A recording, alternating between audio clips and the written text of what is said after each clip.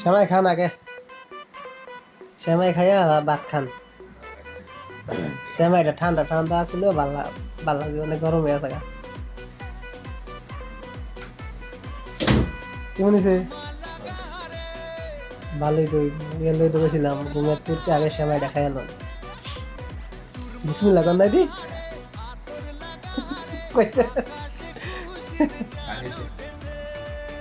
বুঝলি, ঠান্ডা থাকলে মজা, আমি খাইছি একবারই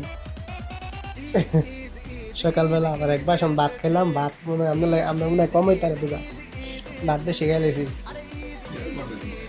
চিংড়ি মাছ, চিংড়ি মাছ দিয়া ইয়া করলা।